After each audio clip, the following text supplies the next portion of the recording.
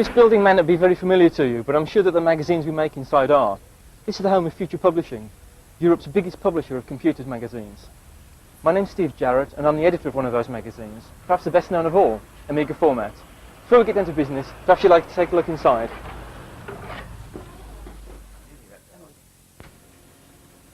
These are the offices of the biggest, best, and most famous Amiga magazine, Amiga Format. And here are a few of the people that work long and hard to bring you the most read Amiga magazine on the newsstands. Behind me is Sue White, Amiga Format's art editor. She's responsible for making sure the magazine looks as good as it does. This is Richard Jones. He's our production editor. He reads everything we write, takes out all the spelling mistakes, and makes sure it's fit to print. And this is Nick Veach, consultant editor and Amiga Format's resident technical expert. Anyway, let's leave them to get on with their work. Let's go to my desk. MusicX is probably the best known piece of music software available for the Amiga. It's capable of providing professional results and has been used by rock stars around the world. Although we gave it away on issue 58 of Amiga Format, we really didn't have the room in the magazine to do it justice. This video will show you many of the techniques used by professional musicians to record their work. And so, without further ado, over to our music expert.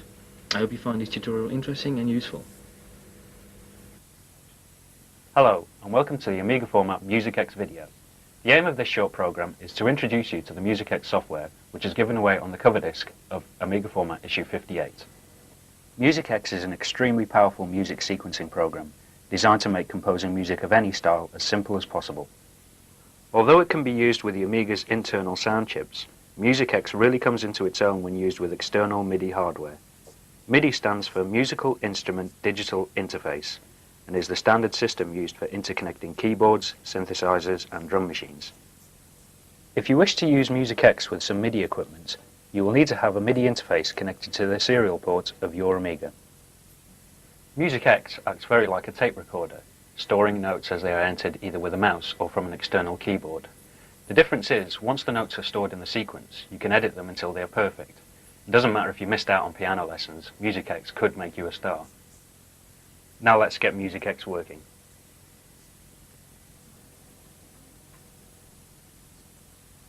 After the title page has appeared, the program will load and you'll see the main sequence page. It looks rather complicated, but you'll soon get the hang of it. The important parts are the playback and recording controls, the clock, the tempo and time signature settings, the editing controls, the sequence playback display, and the main sequence list.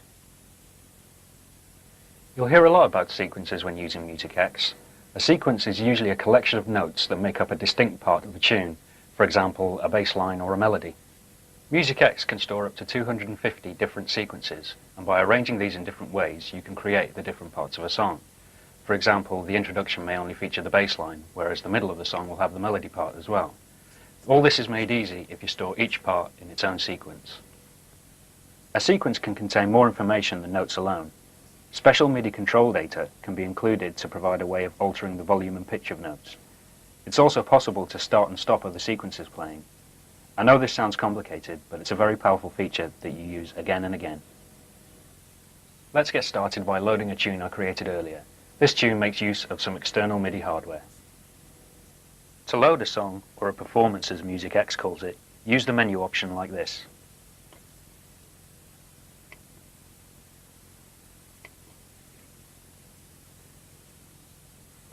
When the loading is finished, you'll see a list of all the sequences in the main track list. Each sequence has a name and lots of other associated information. SEQ is the sequence number. As I said, there can be up to 250 different sequences. Mem is an indication as to the amount of memory a sequence has taken to store. Bars is the length of the sequence in bars. Channels is a list of the MIDI channels used in the sequence, or the audio channels used. CST. A C here means the sequence contains MIDI control information, such as volume or pan.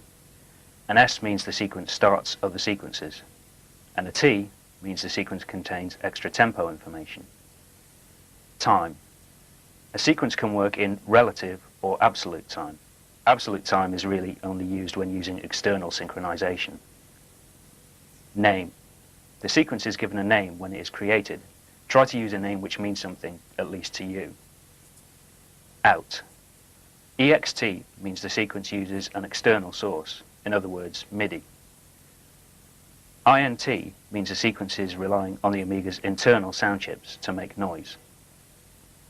The arrows are used to either switch the sequence off altogether or set the time when it starts playing.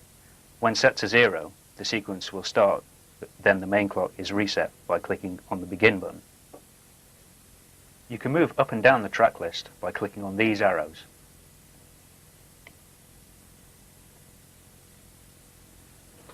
Now let's watch what happens when we actually start the tune playing. First we click on Begin to make sure that we're playing from the beginning of the sequence. Then we click on Play.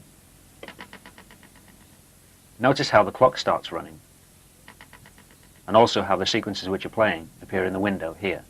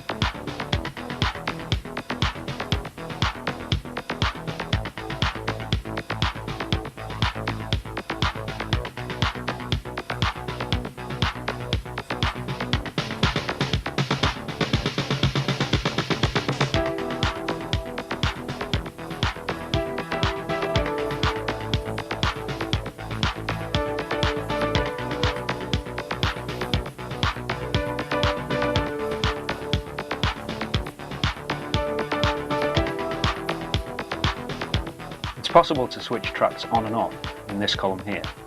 Notice how most of the sequences are switched off here, since the main sequence is using these sequences as slave sequences to control the main song.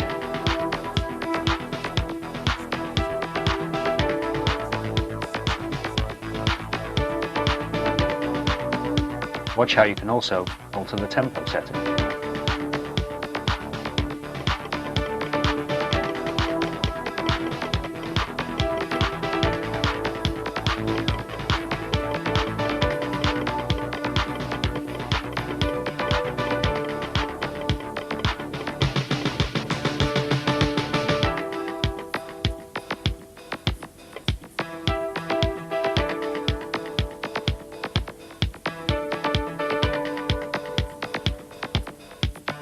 The tempo setting works in beats per minute, so a larger number means faster and a smaller number means slower.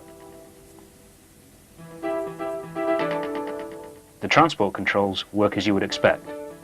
Pause, play, rewind and fast forward, and finally, stop. Now that we know what MusicX is capable of, let's start creating a tune from scratch. This time we'll be using the Amiga sound chips to generate the sounds, but later we'll be using the MIDI equipment. First of all, as we already have a performance in memory, we need to get rid of it, which we can do by loading the default song.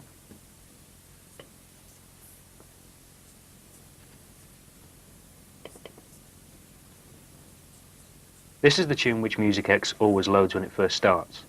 Unless you save over it, this will be blank with a useful metronome sequence.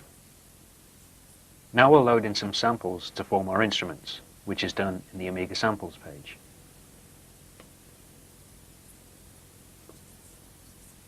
First of all, I'll load up a bass drum in the first free space.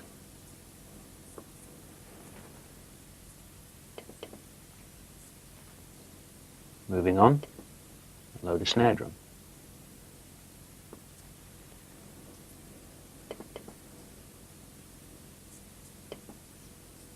Loading in a multi-sampled bass sound.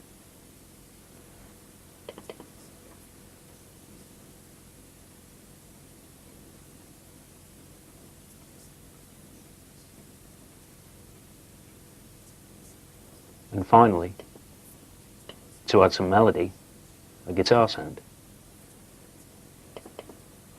We can preview the samples by pressing C on the keyboard. The samples can always be tuned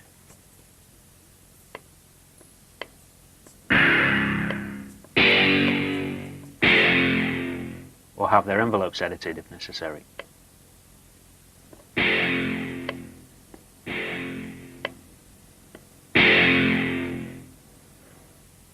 Now that all the samples have been loaded, we can return to the main sequence page to start actually writing a song. Let's create our first sequence. First of all, click on the second track down, which is the first free track. Now we'll use the special bar editor to actually enter the notes. This page is where notes and other control information are inserted.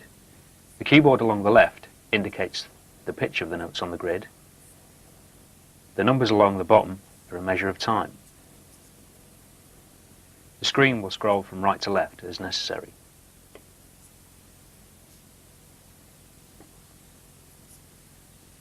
In this case, we'll be entering notes directly with the mouse, so we don't need to worry about the record transport commands.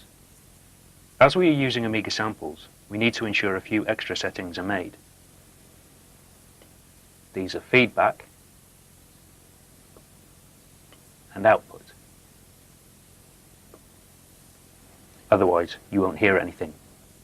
To enter some notes, we must first set their duration from the grid screen.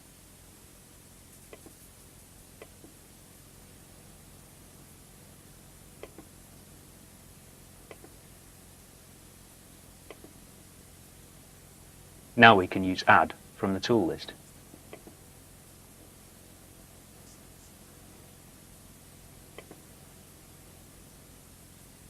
As you add notes, having first zoomed in to see what you're doing, you can drag them around to actually hear them.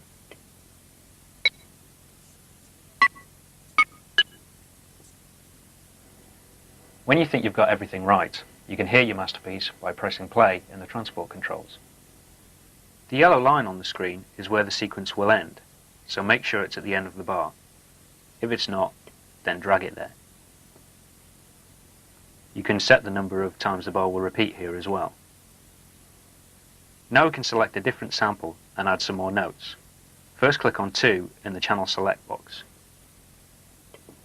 and move to the beginning of the sequence. Remember, you can zoom in and out of the display to work on a size which is comfortable for you. The snap option is set on, which means all notes are positioned to within the resolution set in the grid menu. So let's add some drum notes.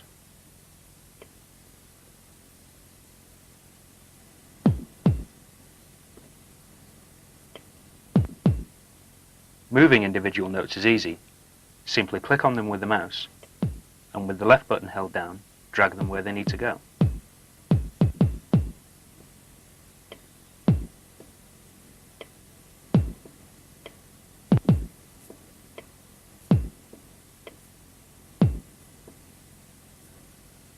As well as dragging notes with the mouse, you can also change the pitch of a note by highlighting it and using the cursor keys to move up and down. It's also possible to change their duration if you press the cursor keys while Shift is held down. The size of the jumps are again determined by the value set in the grid window. To alter many notes, you must use Select from the tool list and drag a box around the notes. In this way, a group of notes can have their length altered or be shifted up and down in pitch.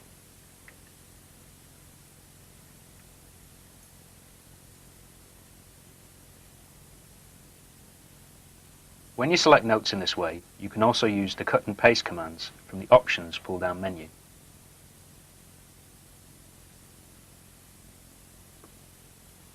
When finished, choose Exit from the File menu and click on Store. Now we're back in the main sequencer, where we can rename the sequence.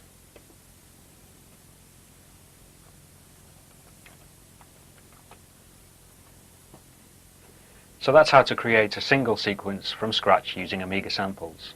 You should repeat the process for the rest of the percussion, the bass line, the melody, and so on. It's also important that you regularly save your work, so let's do that now, using the File menu and Save Performance. You need to make sure that you're saving sequences, time parameters, and sample data.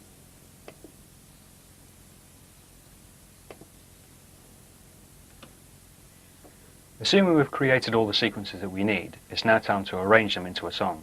Remember how I said that sequences can trigger other sequences? That's how we can build up a full arrangement. What we're going to do is create a master sequence that can play all the individual parts. First of all, we should stop all the sequences from playing. Now we can create our master sequence. Pick an unused track and edit it. Now we're back in the bar editor, but instead of adding notes, this time we're going to add sequences. Set the grid size to maximum to simplify things.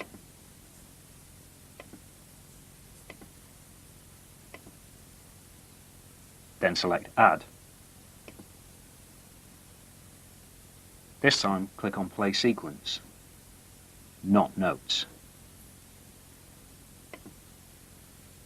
When these are added, you'll see the name of the sequence appear on a bar. The length of the bar can be adjusted in the same way as with the length of the notes. You can also move the sequences up and down using the cursor keys. Let's start with a little percussion.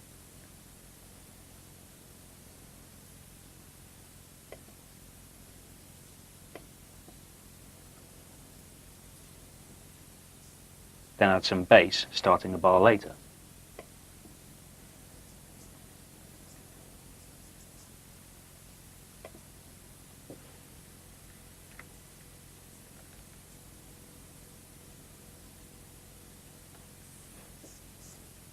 And then finally, the melody.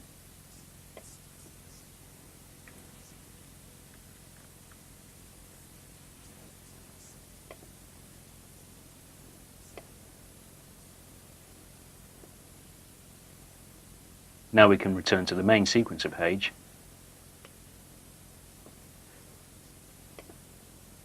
and play our finished tune.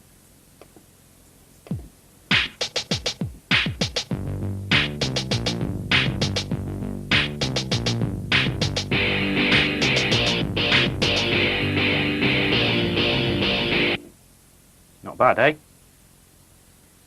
Although the Amiga sound is quite good, it's only 8-bit. Which means, although it's fine for games, it's hardly good enough for a professional piece of music. Another restriction is due to the hardware. You can only play 4 samples at the same time, which can be a bit limiting. What you really need to do to get the best results out of MusicX is try and get hold of some external MIDI equipment. A sound module, such as the Roland Sound Canvas, can play up to 16 high-quality sounds at once, including some really good drum sounds. Furthermore, a proper music keyboard, either a dedicated controller keyboard or a synthesizer such as this, can be used to enter notes directly into the sequencer, which speeds up the process tremendously. To use MIDI equipment like this, you'll need a MIDI interface plugged into the Amiga's serial port, with cables running to the keyboard and the sound module. The MIDI in socket on the interface connects to the MIDI out socket of the keyboard, and the MIDI out socket of the interface connects to the MIDI in socket of the sound module. You'll also need some way of listening to the output from the sound module, such as an amplifier or headphones, otherwise you won't hear anything. Right, now it's time to start to play a tune using the keyboard. We can erase everything by loading the default performance again.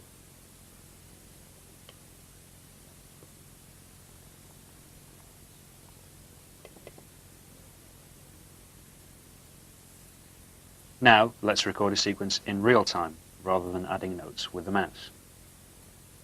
First of all, click on Begin, then click on Record.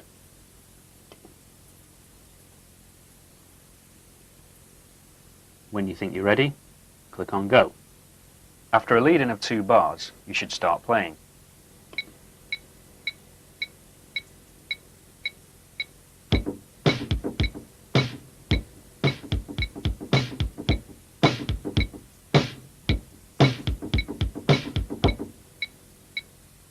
When you've finished, press stop. Now click on Store and then Edit to look at the sequence you've recorded. Everything look okay? Okay, let's go back to the main sequencer page. Now it's time to record our next track. So before we do anything else, we need to name this one.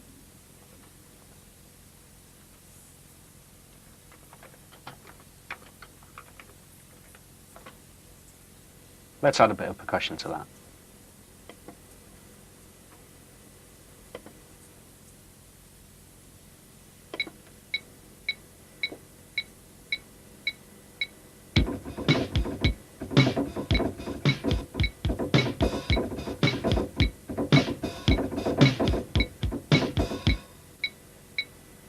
And click on Stop again to end.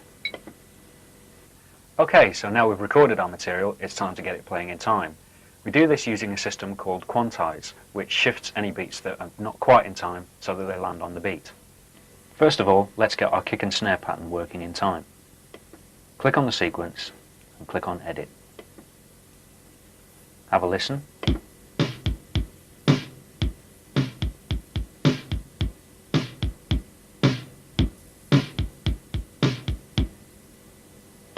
Yes, could be a bit tighter. Now we need to set the quantize grid using the same window as before.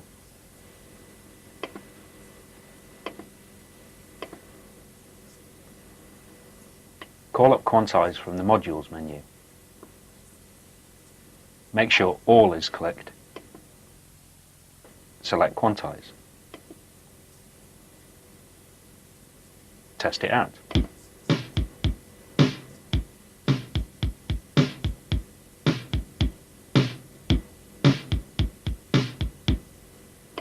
Much better.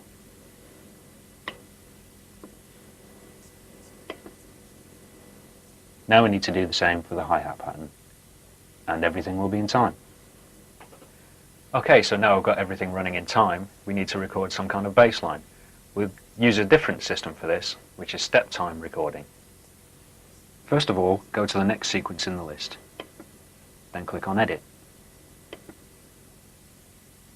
Make sure the grid is set to the value that you want. Click on the pause button, then the record button. Now play your first note and hold the key down. Click on Step to move the end of the note on. Let go of the key and do the same again for the next note.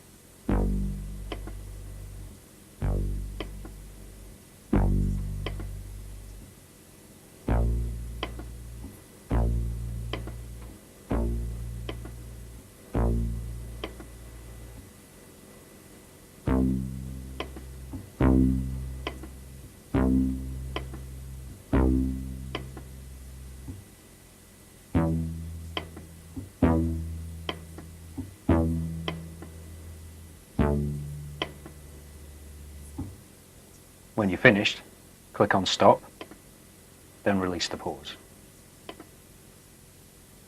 Let's hear how it sounds.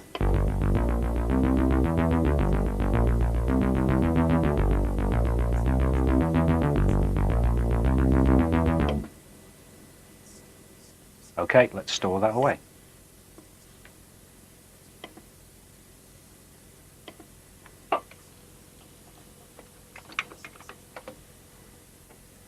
Once you've got all your sequences in memory, you can actually set up a control sequence in the same way that you would with samples.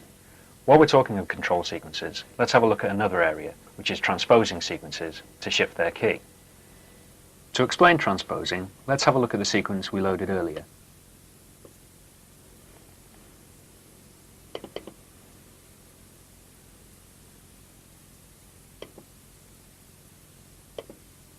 Going into the control sequence, we can have a look at how the bass line is constructed. First of all, just using a trigger sequence. But later, notice there are multiple uses of the same sequence in a row. This is because each sequence can be shifted up or down in semitones, changing the key that the whole sequence plays in.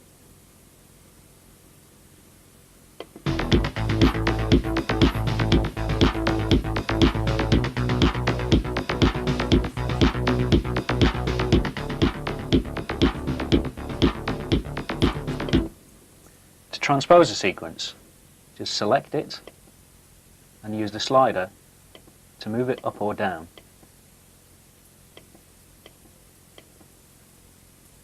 Remember that 12 steps will shift it up or down 1 octave.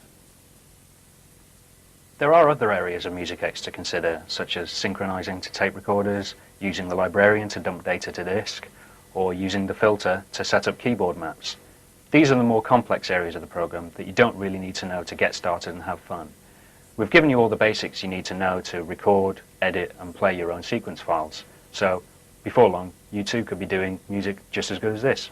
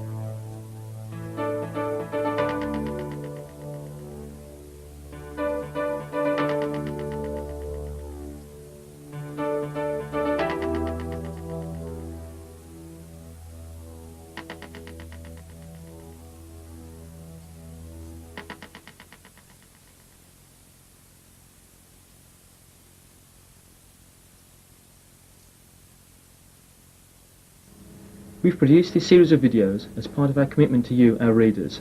If you have any suggestions on how we should improve the videos or the magazine itself, please write to me, Steve Jarrett, at the address at the end of this video. Thanks for joining us. Hope to see you again soon. Additional videos in the Amiga Format range include Personal Paint, an introduction to the A1200, A1200 hard drives, upgrading your machine, MusicX, Multimedia, Desktop Video Volume 1, Desktop Video Volume 2, and finally the Amiga Format Guide to Clarissa. Priced at just $14.99 each, or any three for $34.95, they represent excellent value for money. For further details, contact BVG at the address given at the end of this video.